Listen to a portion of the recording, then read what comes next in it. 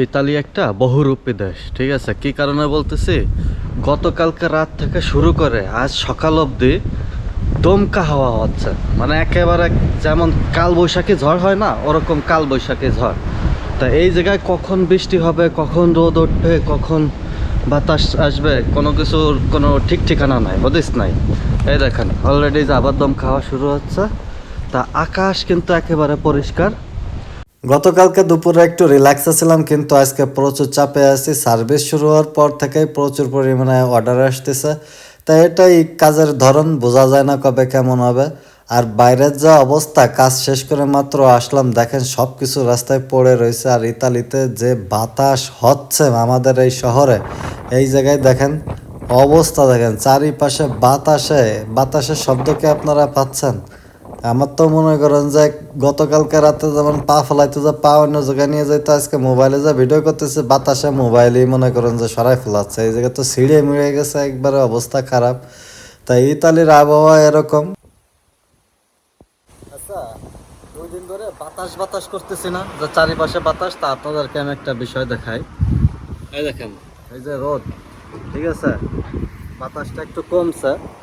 তা এই যে মাটিটা দেখতেছেন না, এই যে একটা মাটির মতো, এই দেখেন অবস্থা, দেখেন এগুলো কিন্তু বিশ্বাস করেন ভাই, আমি এই জায়গায় কিন্তু ঢুকাই নাই।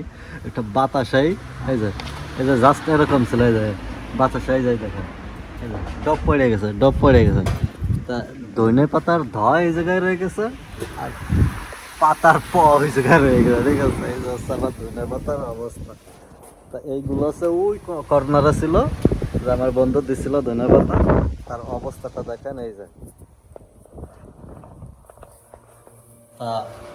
বর্তমান সিচুয়েশন ইতালিতে এই চলতেছে। এই হচ্ছে বসন্ত আগমনের পূর্বাভাস, ঠিক আছে?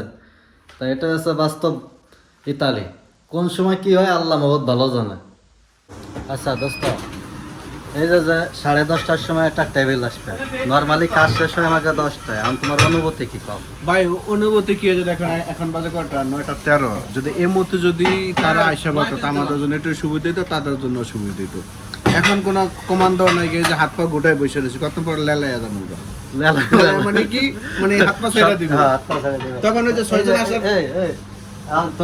সেবাটা তো লেলাই যাইবা। তোমার কি অবস্থা, তোমার মনোভাব কি সেটা? আমার মনোভাব হচ্ছে আরো তো আমাদের জিয়া ফুফু খাইব, আমি পিয়াজ বানাই, আর কি কথা? এর কি কোনো বিহেদ করা যাবে? এই যে 10:30টার সময় যে লোকজন আসবে, এর কি কোনো বিহেদ করা যাবে নাকি সেটা কও? কোনোদিনও যাইব না, কিন্তু দুটো বিষয় যে প্রকৃতি থেকে হাই হাই, তা আমার কফি ছিল। আচ্ছা, যা ঠান্ডা কফি খাইতে থাকি। আর এই যে বিল্লাল ভাই খালি মুসকে মুসকে আসে, কফি খাবেন?